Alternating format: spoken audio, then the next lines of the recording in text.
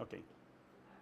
Boa noite a todos, me chamo Leonardo Naves, estou aqui com vocês mais uma vez nessas aulas abertas que temos direcionado todas as nossas segundas-feiras. Então você tem encontro marcado aqui comigo e com a Amélia Guimarães. Para você que está aqui pela primeira vez, que está nos acompanhando, basta nos seguir nas redes sociais, Eu Acredito na Psicologia Serve Educacional. Lá nós sempre estamos postando nossas aulas, as informações de cursos, workshops, trazendo sempre atualidades e com excelência naquilo que oferecemos. Então você que está aqui pela primeira vez, saiba que todas as segundas estamos juntinhos aqui sempre falando de um livro. E nós estamos trabalhando neste primeiro momento o livro Questionamento Socrático. Isso mesmo, Questionamento Socrático para terapeutas. Uma habilidade importantíssima para todo terapeuta cognitivista. E não podemos deixar também de falar que no segundo momento nós vamos falar sobre a terapia dos esquemas. Então, você que está aqui pela primeira vez, não participa do nosso grupo, daqui a pouquinho você vai ter a oportunidade de colocar o seu celular, pegar o nosso QR Code e entrar no nosso grupo para estar recebendo esses slides que nós sempre utilizamos nas aulas e outros recursos que nós utilizamos aqui também nas aulas, né? Acaba sendo redundante, mas é isso mesmo. Os slides que nós preparamos e os recursos que os livros trazem. Nós modificamos, né, para que vocês possam ter esse arquivo em Word e poder utilizar com os pacientes de vocês. Então é recurso a mais para a prática de vocês, tá bom? Se você está aqui pela primeira vez, nos siga aqui no nosso canal, o Leonardo Naves, você pode acionar o sininho, porque todas as segundas a partir das 19 horas nós estamos juntos, dá um like, compartilhar.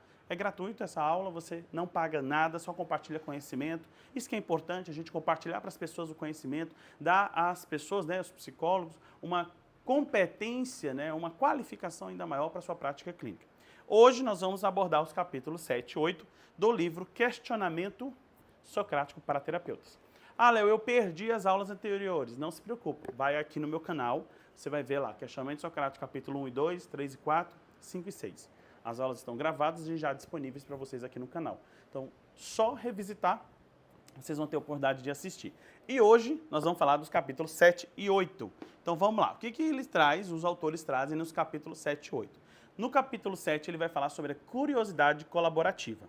Só para recapitular um pouquinho para vocês, são 4 estágios, né, ou 4 etapas do questionamento socrático. A primeira etapa, o que a gente vai utilizar é o foco, né? Qual o nosso direcionamento para o pensamento? Qual o pensamento quente que nós iremos direcionar a nossa investigação? Em segundo momento, a importância de validarmos de forma colaborativa esses pensamentos do paciente. E aí a gente entra na terceira etapa, que é o que eu vou falar agora para vocês, que é a curiosidade colaborativa, e na quarta etapa, o resumo e a síntese. Então vamos lá para esse capítulo 7, que vai falar sobre exatamente a perspectiva da curiosidade colaborativa. E aí ele traz o seguinte, já no início do capítulo. Vamos descobrir juntos a verdade e vamos conectar, ensinando o cliente a dar mentalmente um passo atrás e fazer isso por conta própria. O que ele está nos dizendo? Está nos informando que nessa etapa é importante que o paciente descubra com seus próprios recursos, pelos seus próprios caminhos neurais, utilizando as nossas ferramentas, que é o questionamento socrático, ajudando a ele a buscar outros caminhos para descobrir que existem novas formas de enxergar essa mesma situação.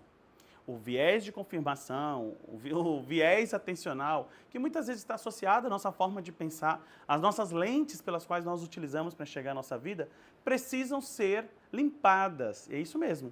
Muitas vezes a nossa lente que nós utilizamos para enxergar a nossa vida, ela não condiz com a realidade, pelo contrário, ela está comprometida. E aqui nessa etapa nós vamos mostrar ao nosso paciente, através de perguntas socráticas, o quanto é importante essas perguntas para desenvolver, ou melhor, para começar a perceber a situação com outros olhares, com outro viés. Tá? E aí ele diz o seguinte, também no início do capítulo, que o diálogo socrático beckiano, ele é diferente de uma abordagem puramente socrática, fazer perguntas, como Sócrates fazia. Mas, na medida que o terapeuta tem uma abertura, ele vai fazendo junto descobertas com o cliente. Nós vamos juntos descobrindo, junto com nossos pacientes, com os nossos clientes, a veracidade desses pensamentos, a argumentação que o nosso paciente utiliza. Porque para ele, aquilo faz sentido, pessoal, é uma forma de pensar de anos de vida. E chegar agora e simplesmente dizer que isso não é verdade, isso não cola, né? Dizer para um paciente, não, isso não é verdade, você está me dizendo que sua mãe não gosta de você. Não, isso não condiz com a realidade, você tem que ter fatos para isso. E isso não é nada validante, pelo contrário.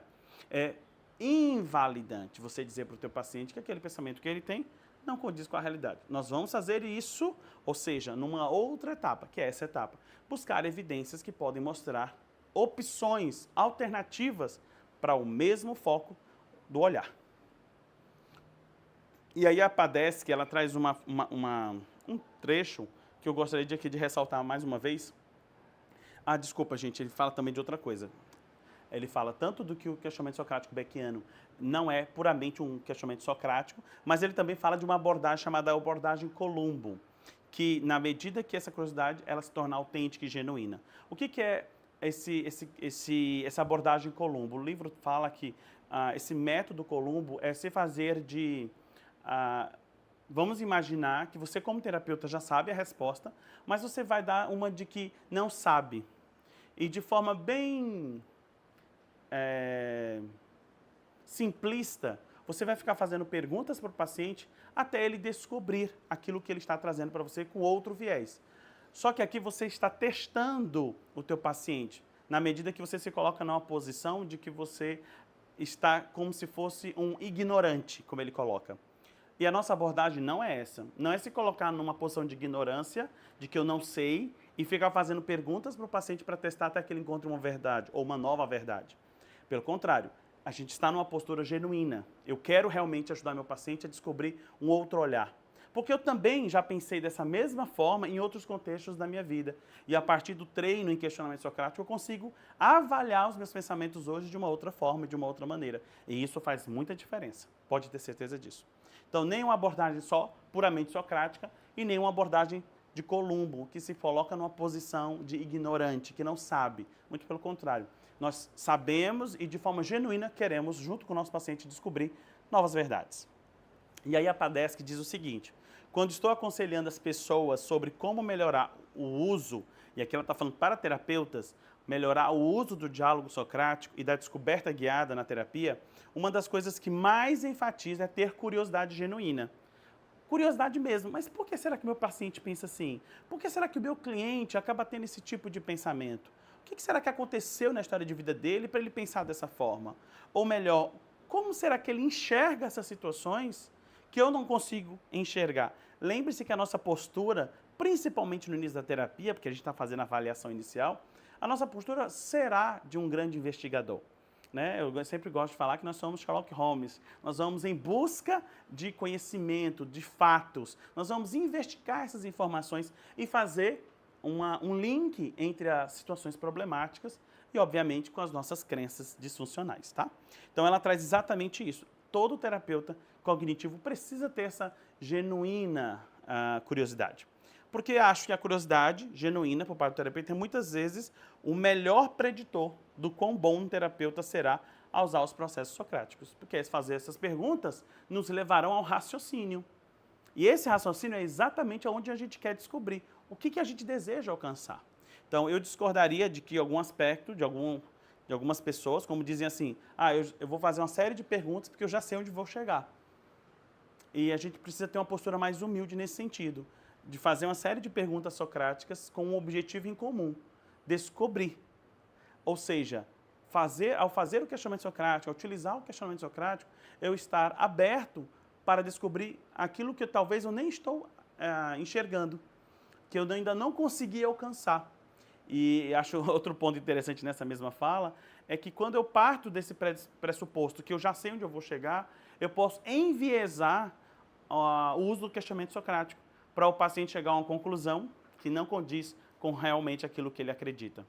Então, a ideia é estarmos abertos, de forma genuína, de forma verdadeira. Eu quero realmente, junto com o meu paciente, fazer vários questionamentos para a gente chegar a uma percepção mais acurada acerca da realidade a qual ele enxerga, acerca da vivência que ele tem ou teve na sua história de vida. Então, cuidado para não ter esse direcionamento. Meu paciente fala tanto que ele é incapaz, mas eu vejo tantas qualidades nele, então eu vou fazê-lo pensar que ele é capaz. Eu te convidaria a ter uma postura mais aberta, fazer perguntas e ver onde nós iremos chegar juntos. Isso é empirismo colaborativo. Isso faz parte da relação terapêutica, da oportunidade para o nosso paciente caminhar junto conosco, tá bom? E aí ela fala, e acredito que às vezes nós temos uma noção de onde estamos indo, mas acho que é uma armadilha perigosa, como terapeuta, tivermos muito em nossas mentes, no sentido de sabermos para onde estamos indo. Esteja, ou tenha em mente, na verdade, onde vocês querem chegar. Use o questionamento socrático e pense o seguinte, onde nós vamos chegar? Vamos fazer esses questionamentos e vamos ver que verdades nós vamos conseguir encontrar, que tipo de pensamentos nós vamos conseguir alcançar. Vamos fazer isso juntos, de forma bem despretensiosa, tá? E aí ele traz nesse capítulo exatamente o seguinte, algumas estratégias que nós podemos utilizar nesta etapa, que é exatamente a etapa da curiosidade colaborativa, da forma genuína, onde nós vamos fazer perguntas com que finalidade? Fazer o paciente enxergar novas verdades, novos caminhos, novas percepções. E aí ele coloca o primeiro, que é o raciocínio científico. O que é o raciocínio científico, né? Aaron Beck inicialmente descreve a terapia cognitiva como uma aplicação de um método experimental do pensamento. Nós vamos experimentar esse pensamento. E eu gosto muito dessa expressão, experimentar, porque aquilo que nós pensamos nem sempre condiz com aquilo que nós estamos vivendo. Muitas vezes são distorções. E aí a ideia de experimentar é ver a veracidade, a validade, a valência desse pensamento. E por isso eu convido você, terapeuta, seja iniciante ou já seja um terapeuta mais aperfeiçoado nas terapias cognitivas, a parar e refletir exatamente nessa questão. Vamos experimentar esse pensamento, vamos testar esse pensamento, vamos fazer aqui como a gente ia na escola, talvez você teve essa experiência como eu, de ir para um laboratório e fazer ali um experimento químico e ver exatamente aqueles elementos se interagindo e trazendo respostas. E é tão interessante porque é assim que nós vamos fazer com nossos pacientes, experimentar esses pensamentos. Vamos ver se esses pensamentos são verdadeiros? Vamos avaliá-los na prática? Vamos ver se realmente é isso que vai acontecer? Tu está me dizendo, então, que ninguém gosta de você. Eu queria, então, junto com você, o que é que você acha de, durante essa semana, perguntar para 5 pessoas próximas a você o quanto elas se importam, ou o quanto elas gostam de você, ou o quanto elas amam você? 5.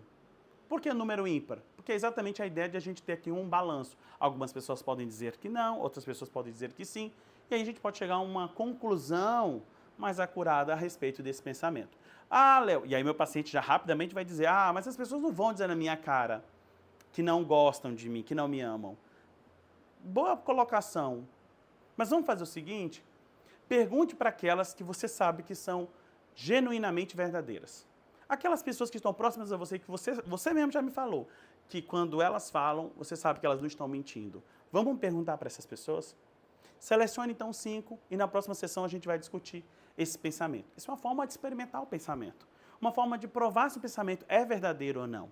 E aí, gente, lembrando sempre que a gente parte do pressuposto de que o pensamento pode ser experimentado. Léo, e se os 5 falarem que não gostam de mim? Há uma possibilidade disso acontecer? Óbvio que sim, isso pode acontecer.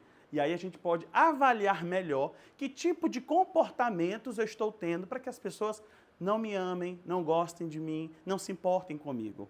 Aí a gente já vai para uma outra função dentro do trabalho clínico, que é a resolução de problemas, e investigar esses pensamentos como fatos e pensar em que tipo de soluções nós podemos fazer para modificar essa percepção. Tá? O primeiro passo, então, é ensinando raciocínio científico, entender que Beck usava exatamente a experimentação. Na TCC, o objetivo dela é ensinar o cliente a identificar um pensamento automático, a questionar o pensamento, a modificar esse pensamento. Tá? Um segundo ponto que ele traz, eu acho bem interessante também, que é a estratégia do fio solto. A ideia daqui é, os advogados têm algo que pode ser chamado de estratégia de fio solto, né? A ideia é a de que você pode haver lacuna nas evidências, que pode ser como um fio solto de um suéter de tricô. E à medida que a gente vai puxando esse fio, o que acontece? A gente vai tendo uma outra percepção, conclusão de que você pode ser exatamente, você pode chegar a uma outra conclusão daquilo que foi apresentado. Uma pergunta-chave nesse processo é, como você sabe? Como você sabe, Lucas, que as pessoas não gostam de você? Léo, eu sei que as pessoas não gostam de mim, porque elas não falam comigo. Ok. Então, o fato de não falar com você significa que as pessoas não gostam de você. Ok. Existiria uma outra percepção a respeito disso se olhássemos para o outro viés? Sai dessa posição e vamos olhar de forma oposta. O que você iria enxergar no lugar dessas pessoas que não falam com você? Que conclusão nós poderíamos tirar? E aqui eu começo a fazer uma série de questionamentos em cima desse fio solto, em cima dessa percepção que ele tem de que o fato das pessoas não falarem com ele significa que não gostam dele. Isso sempre acontece? Quais são os ambientes que isso acontece? Então essas perguntas, olha o direcionamento, olha a investigação. Eu vou tentar exatamente puxar esse fio e começar a entender mais a respeito dessa evidência que ele me trouxe. Uma dica importante clínica é que quando a gente começa a fazer questionamento socrático, o paciente poderá ir por outros caminhos. Tenham cuidado para ter o objetivo focal, né? O primeiro passo do questionamento socrático é definir um foco. É exatamente definir qual o pensamento que nós vamos trabalhar. Possivelmente a gente pode se perder com outros pensamentos que o paciente tem, principalmente pacientes mais ansiosos que têm uma série de pensamentos catastróficos. E você pode facilmente se perder entre esses pensamentos. Então, eu convido você exatamente a manter o foco. Volta lá para a pergunta. Peraí, vamos voltar aqui. Lucas, quando você me falou que as pessoas não falam com você, isso significa para ti que elas não gostam de ti. Existe uma outra situação que isso aconteça? Você pode me dar um outro exemplo? E aí eu vou buscar exatamente puxar esse fio, que para mim ficou bem solto, porque eu consigo entender que o fato das pessoas não falarem comigo, não necessariamente elas não gostem de mim. Tá? Outro ponto, evidências não distorcidas. Uma estratégia útil para retificar uma evidência é decompô-la em seus componentes e assim classificar cada elemento adequado como cognição-alvo ou uma explicação alternativa. Aqui nós vamos ter exatamente aquela ideia da técnica da hipótese A e hipótese B. Tá, Lucas, então tu está me dizendo que a hipótese A diz o seguinte dessa situação. Quando as pessoas passam e não falam comigo, é porque elas não gostam de mim. Perfeito. Existiria uma hipótese B, antagônica a ela. Vamos pensar agora de forma bem antagônica. O que seria o contrário disso? O contrário disso pode ser exatamente as pessoas passarem por mim, por estarem ocupadas ou por estarem desatentas e não falarem comigo por causa disso. Não significando que elas não gostam de mim. Temos essas duas hipóteses. Uma hipótese A, que confirma teu pensamento, e uma hipótese B, que diz o contrário do teu pensamento. Pegando essas duas hipóteses, qual você acredita que se encaixa melhor na tua realidade? Vamos juntos, agora como se estivéssemos em um tribunal. Existem aqui as duas partes. A parte que diz a hipótese A e a parte que defende a hipótese B. Qual das duas, avaliando juntos, você pode chegar a uma conclusão mais parcimoniosa, uma conclusão mais assertiva? Isso ajuda o paciente a pensar de uma outra maneira, porque muitos pacientes têm uma visão monocular, eles só conseguem enxergar aquilo que o pensamento diz. E lembre-se, não são pensamentos nem formas de pensar de curta duração, é de longa duração. São anos pensando dessa forma. São várias experiências que chancelam essa percepção. E aí é onde nós estamos aqui nessa posição de terapeuta, como bons investigadores, estamos aqui para questionar até quanto isso é verdadeiro. E se há explicações mais alternativas, mais fáceis de serem compreendidas.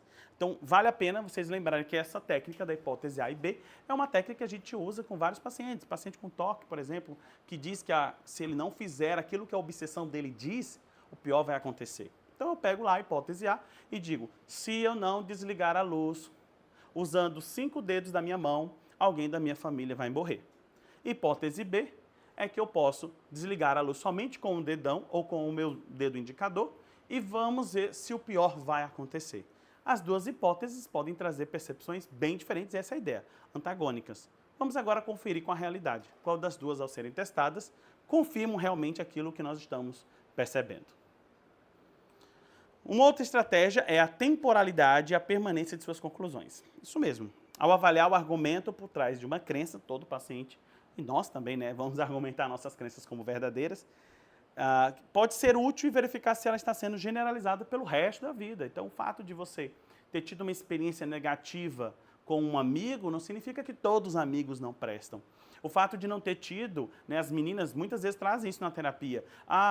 o meu namorado não me tratou com respeito, o meu marido me traiu, logo, nenhum homem presta. Então a gente tem que ter cuidado porque essas conclusões podem ser generalizadas e isso é uma distorção típica dos pensamentos automáticos. Então, muitas vezes o cliente entra na terapia com esse ponto genérico, né, generalizado, e diz o quê? A minha vida é exatamente isso, minha vida é uma merda, minha vida não presta, a minha vida é um fracasso, eu não tenho sorte, entre tantos outros pensamentos que o paciente traz como forma super generalizada.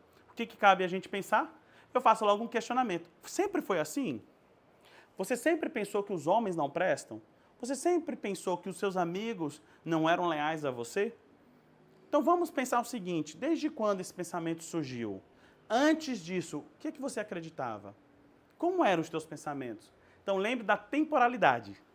É muito provável que esse pensamento seja de longa duração, mas em algum momento da nossa vida, obviamente, a gente não pensa daquela forma como o pensamento diz.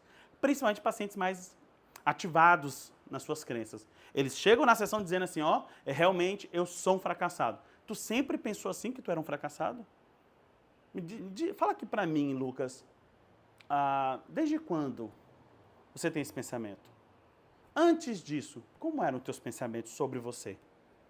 Você sempre se avaliou como um fracasso? Então é importante termos aqui essa temporalidade, tá? Outro aspecto que eu adoro fazer é contextualizar as evidências dos meus pacientes.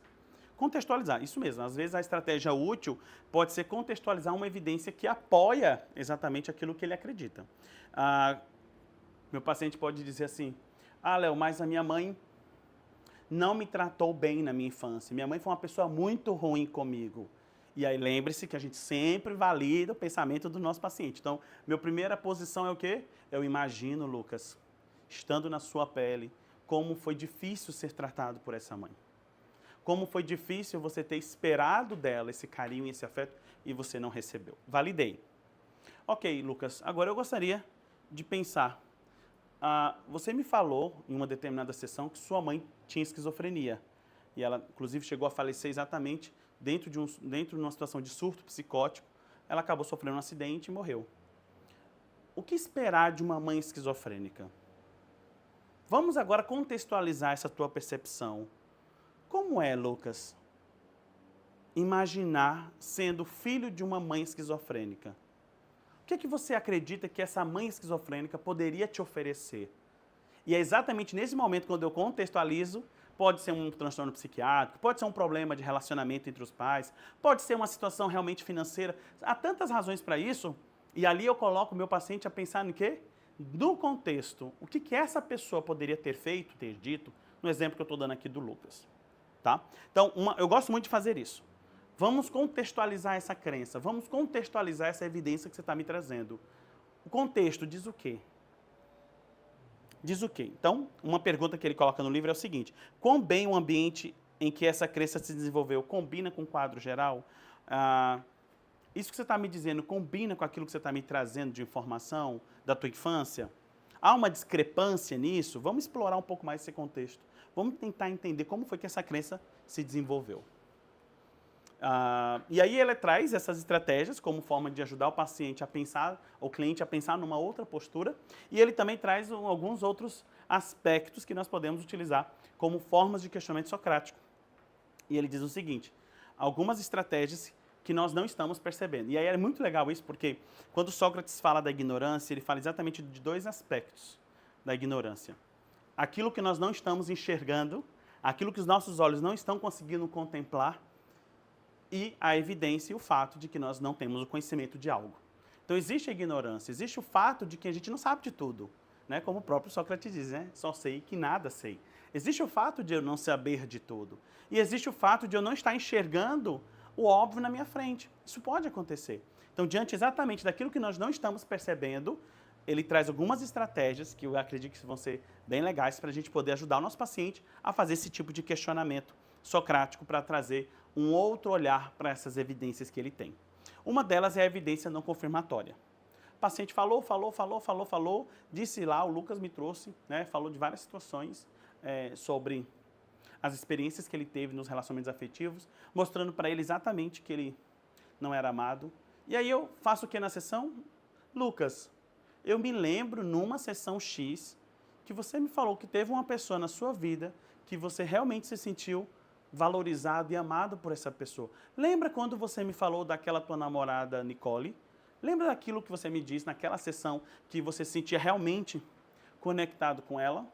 E aí o Lucas vai me dizer, é verdade, Léo, eu lembro que essa pessoa foi muito importante, significativa para mim. Baseado então nessa experiência, eu poderia tirar essa conclusão de que as pessoas nunca se importaram comigo, nunca me amaram ou nunca irão me amar? Então eu uso exatamente em cima do discurso do meu paciente algo que ele já trouxe, algo que ele já revelou. E eu trago ali exatamente uma ideia de quê? De ajudá-lo a lembrar de uma informação que agora faz nexo com aquilo que ele está falando. Uma outra possibilidade é você levantar a hipótese. E os próprios autores até colocam isso com uma certa cautela, porque você pode sugestionar a seguinte hipótese. Lucas, e se nós pensarmos em todos os seus relacionamentos, será que ninguém na sua vida te amou, se expressou cuidado com você? Será que não houve ninguém na sua vida que tivesse demonstrado um pouco de carinho ou afeto, mínimo que fosse? E aí o autor coloca exatamente a cautela, porque nós estamos fazendo uma previsão, nós estamos fazendo uma postura de uma previsão de um fato ou de um pensamento que talvez não condiza com aquilo que ele tenha vivido. Então ele tem que usar com cautela. Eu gosto muito de usar isso. Eu me lembro na sessão que você me falou disso. Eu tenho uma memória muito boa, né? Meus alunos sabem que eu decoro o nome de todos eles, eu sei o nome de cada um dos meus alunos. Então, nas sessões eu gravo muita informação. E rapidamente eu trago para o meu paciente, eu digo, mas lembra na sessão retrasada que tu me trouxe essa informação, o que agora tu está me dizendo? Condiz com aquilo que você me trouxe? E aí eu faço uma confrontação entre os pensamentos no próprio discurso que o meu paciente me trouxe. Um outro aspecto que ele vai falar são as exceções. Isso mesmo, gente. Tem coisas que nós não percebemos, mas que tem exatamente a ver com as exceções. Sempre foi assim? Em algum momento foi diferente? Que momento foi diferente? Outro aspecto é o impacto, né? Muitas pessoas acabam acreditando na crença por conta do impacto que ela causa. Quando eu penso dessa forma, como é que eu sinto? Como é que eu acabo agindo? Então, haveria, em cima desse impacto, uma outra forma de enxergar? Será que eu não estou supervalorizando esse impacto? E é por isso que o meu viés atencional, meu viés de confirmação tem direcionado a minha percepção para esses eventos que confirmam? Então, exatamente isso pode ser uma outra forma de trazer uma possibilidade de flexibilizar esse pensamento. Mostrar para o paciente que o impacto dessa crença direcionou ele exatamente a pensar que toda vez, vamos lá, pensar no paciente ansioso, toda vez que meu coração acelera, ele já faz a associação com eu vou morrer, eu vou ter um infarto. Evidências desconhecidas, ele traz exatamente esse outro aspecto das evidências desconhecidas. Outro ponto são as evidências de explicações alternativas e ele traz também o reductio ad absurdum.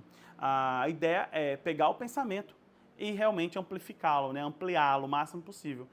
Tá, então você está me dizendo que ninguém gosta de você. Ok, baseado nisso que você está me dizendo, que ninguém gosta de você, como seria ou como é viver uma vida que ninguém gosta de mim? Será que foi sempre assim? Será que desde sempre é assim a minha vida? Será que eu nunca tive cuidado pelas pessoas? Então, eu meio que também aqui amplifico um pouco dentro daquele viés também, que é o viés de não confirmação.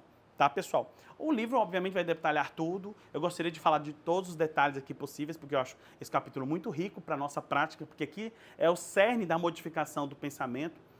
Mas por conta do tempo, eu vou focar somente nesses que eu acredito que são os principais para vocês, tá?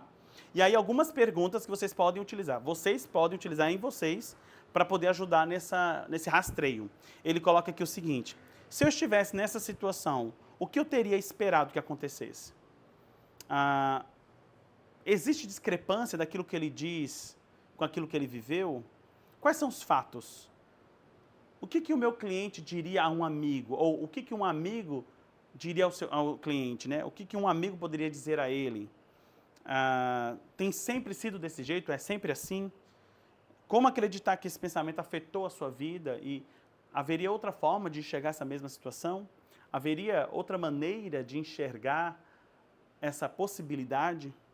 É possível ter mais evidências ou novas evidências? É possível eu reunir novas evidências? Então, essas perguntas que você faz para você mesmo durante a sessão pode ser exatamente o rastreio para ajudá-lo a ajudar o teu paciente a descobrir novos caminhos neurais, ou melhor, né, conseguir ter uma nova percepção acerca dos seus pensamentos. Então, nessa etapa do questionamento socrático aqui, existe o cerne exatamente da modificação do pensamento, tá, pessoal? E aí, caminhando para o capítulo 8, ele vai falar sobre resumo e síntese. E aqui ele aponta o seguinte, que aqui há duas etapas separadas, os atos de resumir e os atos de sintetizar.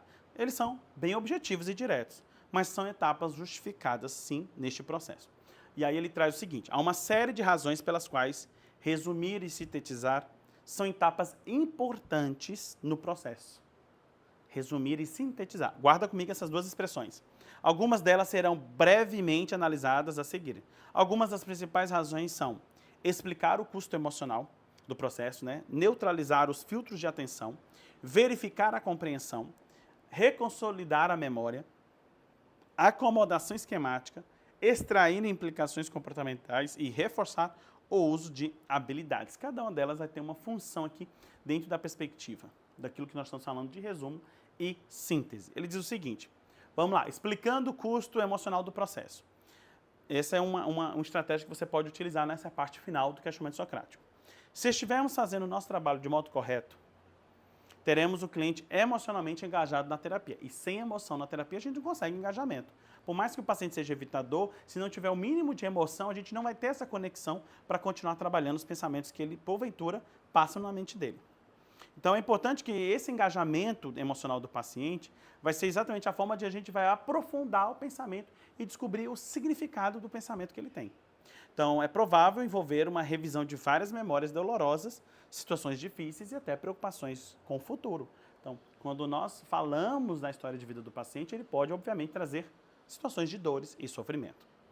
Então, inicialmente, pede para reconhecer a seguinte fala, né? Se sente melhor depois de ter falado sobre isso? Queremos ajudá-lo a refletir para facilitar a consolidação de uma aprendizagem mais profunda. Então, quando você me fala dessa situação, como é que você se sente depois de a gente ter abordado? Me fala um pouquinho como é que você está se sentindo depois de a gente ter tocado nesse conteúdo. Então, aqui a gente explica o custo emocional do paciente, porque existe um custo falar das nossas memórias da infância. Existe um custo reviver situações da nossa infância. Existe um custo de desconforto para alguns pacientes, principalmente mais racionais, mais evitativos, que eles não querem adentrar nesse conteúdo, porque quando toca, o que acontece? Afasta. Toca, afasta.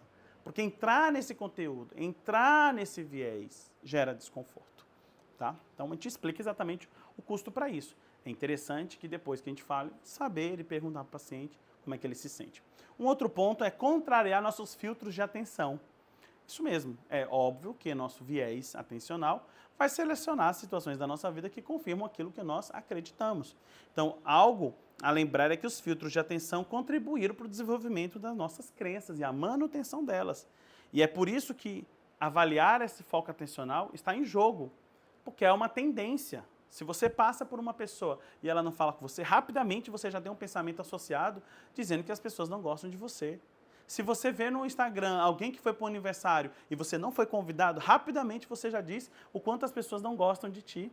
Se o teu chefe saiu com um colega de trabalho para um happy hour e você não foi convidado, rapidamente vem um pensamento automático dizendo para você que você não é querido ou importante por essas pessoas. Então, existe uma lente que faz com que você tenha um foco direcionado, um foco atencional direcionado para a tua crença. Então, por isso passamos pela fase de resumo e síntese. Precisamos tornar essa nova aprendizagem mais explícita. Veja, depois de ter passado por essas etapas, chegar agora, no final desse treino de questionamento socrático, enxergar outra forma, é modificar esse viés de atenção, é modificar essa percepção, da mesma forma do custo emocional. Falar da sua dor foi algo importante. Veja que agora você já não se sente mais tão desconfortável como antes, depois que a gente usou o questionamento socrático. Agora, usando o resumo, mais uma vez, fazendo a síntese, eu estou te ajudando a contrariar os teus filtros de atenção, que tu já sabe que já existe aí um viés. Outro ponto que ele traz é verificando a compreensão. Da mesma forma como um terapeuta cognitivo busca feedback sobre a compreensão do cliente no final das sessões, queremos buscar feedback sobre a compreensão do cliente no final de uma intervenção psicoterapêutica. Então vamos lá, Lucas, depois que a gente fez esse trabalho aqui de questionamento socrático, depois que a gente buscou as evidências, você teve agora uma nova forma de pensar acerca dessa situação. Como foi para você esse exercício? Como foi para você pensar dessa forma? Como foi para você agir dessa maneira? Como foi para você exatamente ter feito esse exercício? Eu queria ouvir um pouco mais. Foi confortável, não foi confortável? O que você aprendeu? O que você entendeu? E aqui exatamente a gente faz aquela fase, nas estruturas de sessões, a gente sempre faz isso no final, né? O resumo da sessão. O que foi que você entendeu da sessão de hoje? O que você traz para a sua vida? O que você compreendeu que é importante para a sua vida? A gente vai fazer a mesma coisa no final do questionamento socrático. Outro ponto, reconsolidação da memória. A reconsolidação da memória refere-se à noção de que nossas memórias podem ser alteradas. Isso mesmo.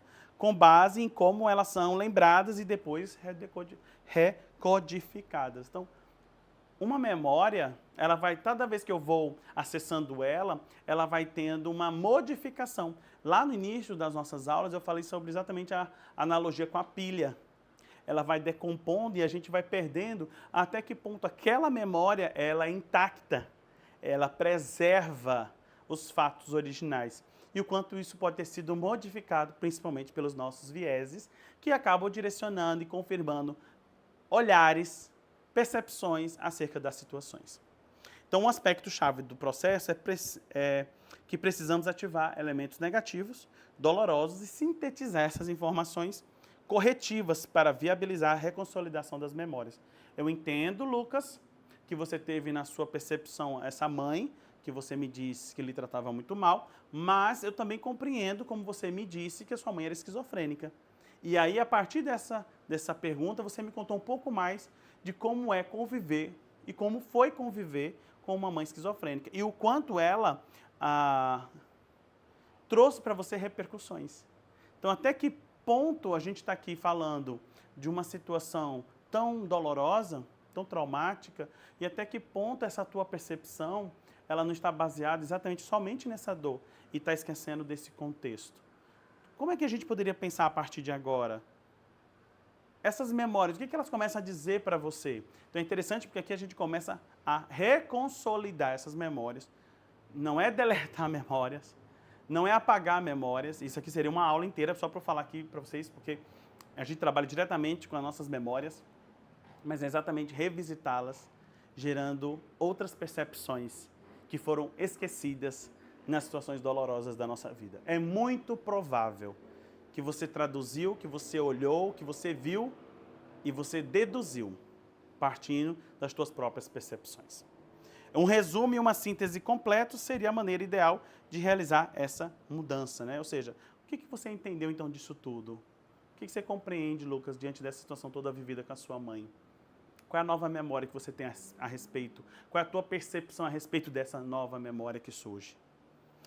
Um outro aspecto é a acomodação esquemática, né? Aqui tem outro ponto importante. Os fundamentos da modificação esquemática foram explicados por Jean Piaget. Um esquema é uma estrutura cognitiva. Quando uma pessoa encontra novas informações, elas podem ser consistentes ou inconsistentes com esse esquema. Então, vejam só, primeiro ponto.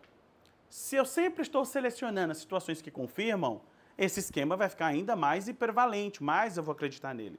Mas no momento que eu começo a buscar novas evidências, no momento que eu começo a buscar novos fatos, no momento que eu começo a buscar novas informações, o que acontece, gente? Eu começo a trazer agora novas informações para a formação de um novo esquema, que vai se tornando cada vez mais consistente, partindo desse novo viés que eu tenho, de que, apesar das pessoas, algumas delas não gostarem de mim, eu sei que eu sou amado por outras pessoas. Apesar de algumas pessoas não se sentirem confortáveis com a minha presença, eu sei e eu entendo que outras pessoas se sentirão confortáveis de estar comigo. Então, a acomodação esquemática, a gente vai gerando novos esquemas e diante desses novos esquemas a gente vai confirmando. Um outro ponto é extraindo implicações comportamentais. Quando a gente faz resumos e sínteses, poderemos obter um impacto maior de um diálogo socrático se conseguirmos um compromisso do cliente se engajar em comportamentos compatíveis com essa nova perspectiva. Ou seja, então, Lucas, diante dessa nova percepção de que você entendeu que as pessoas gostam de você e algumas outras não, o que você pode, a partir de agora, se comprometer a fazer quando novas situações como essa surgirem? E aí o Lucas pode ser tentado, exatamente na sessão seguinte, a ter um experimento, e nesse experimento comportamental, alguém passar e não falar, rapidamente vai vir um pensamento, porque o caminho neural é o caminho conhecido, confortável por ele, já conhecido, e aí ele vai fazer o quê? Um questionamento. Ele vai usar exatamente aquilo que ele aprendeu na terapia. Peraí, eu já lembrei que eu já trabalhei isso na minha terapia. Esse é um pensamento que já está voltando. E esse pensamento diz exatamente para mim, porque fulano passou e não falou comigo, as pessoas não gostam de mim. E eu já entendi, partindo das evidências, vamos lembrar de quais são as evidências, as pessoas gostam de mim e outras não. E essa pessoa, especialmente, pode ter passado e não ter percebido, como eu também já busquei evidências a respeito disso.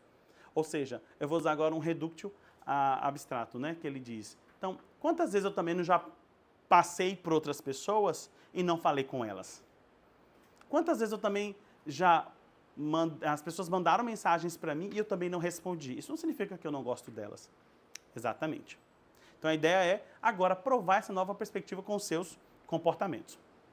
E, por último, ele traz o reforço do uso de habilidades. O que é isso?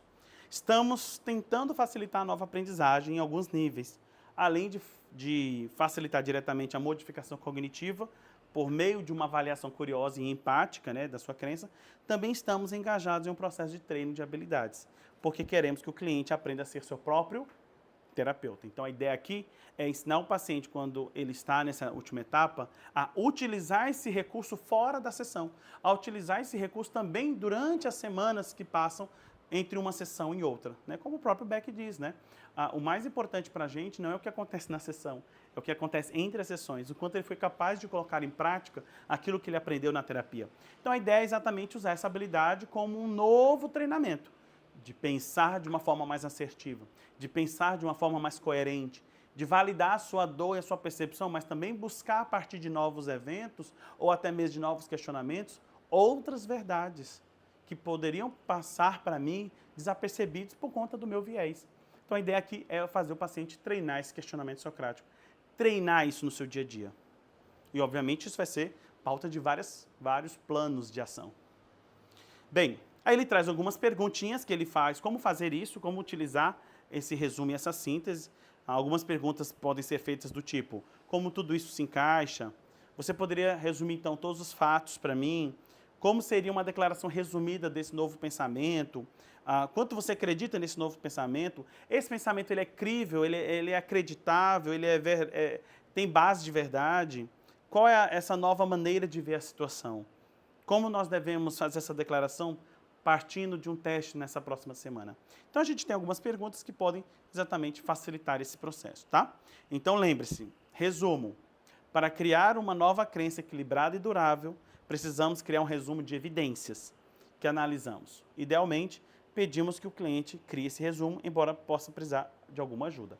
Eu, particularmente, peço para o meu paciente botar ali no bloquinho de anotações do celular ou naquele grupo que ele tem com ele mesmo, todas as evidências que contradizem o pensamento inicial que ele tem. Exemplos de perguntas. Como tudo isso se encaixa? Quanto você acredita nisso? Ele é verdadeiro? Posso modificá-lo? Então, quais são as evidências para isso? Então, como a gente já fez todo esse trabalho, vamos fazer agora um resumo. Anota para mim todas essas evidências. Vamos deixá-las aqui. Caso o seu pensamento volte, vamos acessá-lo. A síntese seria exatamente a ideia da análise, que é o processo de dividir algo. A síntese é o processo de criar algo novo. Então, dentro do diálogo socrático, nós incluímos esses componentes, de decompor uma situação para melhor compreendê-la e depois sintetizá-la para criar uma nova perspectiva. Então, vamos lá, Lucas, você está me dizendo que as pessoas não gostam de você baseado na ideia de que quando as pessoas passam por você e não falam, significa que elas não gostam de você. Vamos separar, então, esse pensamento em duas partes. Primeira parte, as pessoas passam e não falam contigo, e a outra parte é que as pessoas não gostam de você. E aí eu decomponho, busco evidência para ambos os lados, e depois o que eu faço? Sintetizo num novo pensamento. Então, baseado agora, depois de toda essa busca de evidência que nós fizemos, diante de todos esses exercícios que nós trouxemos aqui, baseado em questionamento socrático, qual seria a síntese desse novo pensamento? Que algumas pessoas podem passar e não falar, como eu também posso passar e não falar, e isso não necessariamente significa que as pessoas ou eu não gostam das pessoas. Perfeito, é um pensamento muito mais crível, é um pensamento muito mais condizente com a realidade, tá? E aí eu posso usar as seguintes declarações. Seguinte pergunta. Como você concilia essa nova declaração do pensamento que estávamos avaliando? Qual é a nova maneira de ver essa situação? Como devemos aplicar essa nova declaração para a próxima semana? Como podemos testá-la? Sempre com a ideia de testar, sempre com a ideia do paciente aprender a ser seu próprio terapeuta, tá? E por fim, ele vai falar exatamente da ideia do imaginamento mental, ele vai fazer uma técnica de imagem, falar sobre exatamente o uso dessas imagens como forma de âncoras. Você pode fazer com que ele imagine alguém que confia nele, verbalizando exatamente essas evidências contrárias, alguém dizendo para ele exatamente aquilo que ele está pensando de forma mais assertiva, de mais coerente. Alguns pacientes vão dizer assim, Léo, eu vejo você falando na minha cabeça, eu fico ouvindo a sua voz aqui do meu lado dizendo, olhe, mas lembra que na sessão a gente buscou essa e essa evidência? Então essa é uma forma de ancorar o paciente, do paciente se sentir seguro, imaginando-se alguém, uma pessoa de referência, uma imagem, que gera a ele exatamente essa percepção de que ele pode pensar de uma forma diferente, ele pode imaginar de uma outra maneira, tá? Então, essa é a ideia, não é? Nós compreendemos que nesses 2 capítulos eles trazem a parte final do treino do questionamento socrático e nós vamos seguir nas próximas aulas com os capítulos seguintes. Mas, para fecharmos esse nosso primeiro momento, eu gostaria de lembrá-los, né, que essas aulas elas sempre estão disponíveis e nós fazemos ao vivo, mas depois disponibilizamos aqui no nosso canal do YouTube. Você que ainda não é inscrito, pode se inscrever. Léo, eu queria receber esse material, queria receber esses slides. Vamos lá, nós vamos colocar agora na sua tela o QR Code para você colocar a câmera e você vai fazer o quê? Você vai acessar o nosso grupo VIP. É isso mesmo, lá no grupo VIP, o que você vai ter? Nós vamos ter os nossos slides que nós sempre enviamos com antecedência e também colocamos no nosso grupo VIP, além, obviamente, desse material dos nossos slides, colocamos outros materiais que são recursos importantes que a gente acredita que é para a sua prática clínica. Então, acessa nosso QR Code. Já está na tela, Lucas, o QR Code? Lucas, já está na tela o QR Code? Tá. O Lucas vai colocar para vocês e vai ser importante vocês acessarem. Então, vocês acessam esse QR Code, coloca aí a câmera do seu smartphone e você vai poder acessar nosso grupo. Você vai entrar diretamente no nosso grupo para estar recebendo esses materiais. Tá bom, pessoal? Enquanto vocês estão aí acessando o QR Code do grupo, lembrando que nós estamos com as inscrições abertas ainda para as nossas novas turmas em terapia cognitivo-comportamental, tanto formação como pós-graduação. Então você, nosso aluno bombástico que está aqui nos acompanhando, quer capacitar, quer se aperfeiçoar ainda mais na prática clínica, não perca essa oportunidade. Léo, mas eu já fiz um curso de TCC, mas ainda me sinto inseguro. Gente, é unânime. Sempre quando a gente faz fechamento de turma, o feedback dos alunos é, eu estou preparado para o atendimento clínico. Léo, eu fiz outra graduação, com certeza.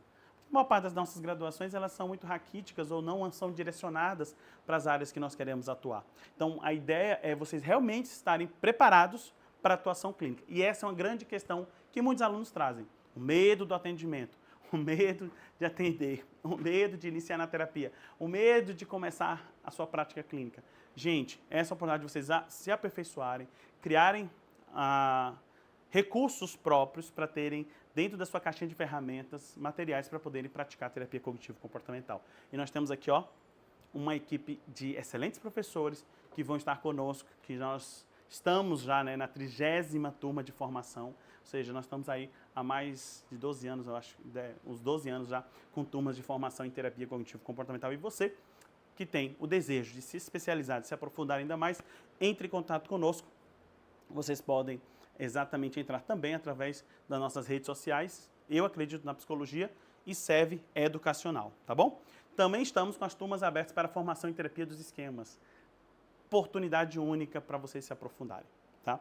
Pessoal, eu vou colocar agora, pedir para o Lucas colocar agora o QR Code da nossa jornada, que vai acontecer na próxima terça, sem ser amanhã, no dia 26 de março, nós teremos a nossa 4ª jornada em terapia dos esquemas, 12 profissionais bombásticos, das 5 horas da tarde até as 10, conteúdo denso, vocês vão aprender várias demandas clínicas que nós utilizamos dentro da terapia dos esquemas. E um precinho super acessível.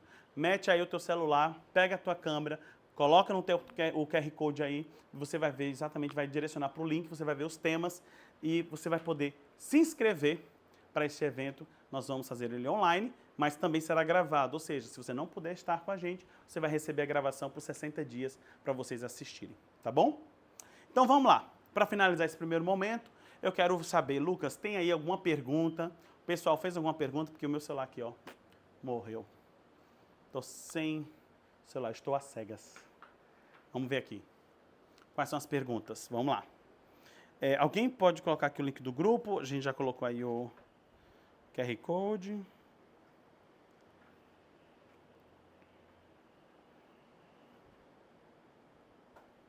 Gente, a pergunta, essa aula serve para quem não é psicólogo? Questionar nossos pensamentos é para todo mundo, tá, gente? É para todo mundo, todos nós precisamos aprender a questionar nossos pensamentos, tá bom? Vamos lá, se alguém tem alguma pergunta, joga aí para mim, que eu preciso saber para te ajudar, para respondê-lo.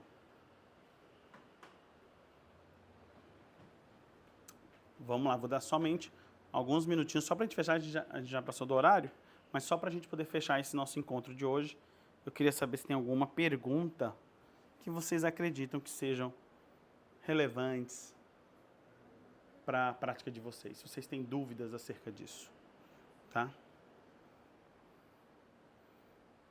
Estou vendo aqui, manda aqui no chat se tiver alguma pergunta. Vai lá no QR Code, está passando, né? Mas acho que vale a pena.